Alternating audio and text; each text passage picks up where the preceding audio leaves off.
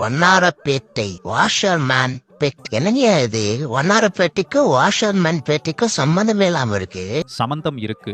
சென்னையில் ஒரு location name சொன்னால் உடனே 2 நேம் மைண்டில் வரும். வண்ணாரப்பேட்டை, வாஷர்மேன்பேட். வாஷர்மேன்பேட்டுன்னு பெயர் எப்படி வந்துச்சுன்னு தெரியுமா? பிரிட்டிஷ் காலத்தில் வாஷர்மேன் தோபி கம்யூனிட்டி இங்கே தான் இருந்தாங்க. வாஷர் மீன்ஸ் துவைக்கிறவங்க, பெட் மீன்ஸ் இடம். பழைய காலத்தில் இந்த இடம் வண்ணார்கள் தோபி கம்யூனிட்டியோட முக்கிய செட்டில்மெண்ட். வண்ணாரப்பேட்டை கிராஜுவலி வாஷர்மேன்பேட்டுன்னு official records, maps, railway station போர்ட்ஸில் வந்துச்சு. 1800ஸ்லேயே ஒரு முக்கியமான டெக்ஸ்டைல் அண்ட் வாஷிங் ஹப்பாக இருந்துச்சு. 1900ஸ்ல வாஷர்மேன்பேட்டுன்னு சொன்னால் நார்த் சென்னையோட commercial heart. Wholesale cloth markets, பழைய கோயில்கள், டைவர்ஸ் கம்யூனிட்டிஸ் எல்லாமே ஒரே இடத்துல.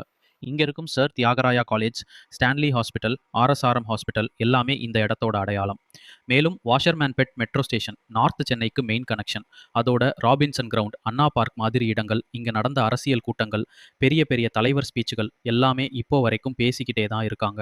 வண்ணாரப்பேட்டைன்னு சொன்னால் அது ஒரு ஏரியா மட்டும் இல்லை, அது நம்ம நகரத்தின் பழைய history, hard work, unity, political power எல்லாமே சேர்ந்து இருக்கும் ஒரு லேண்ட்மார்க். இந்த மாதிரி சென்னையோட ஹிஸ்டாரிக்கல் ஸ்டோரிஸ் பற்றி தெரிஞ்சுக்கணுமா? ஃபாலோ பண்ணுங்க.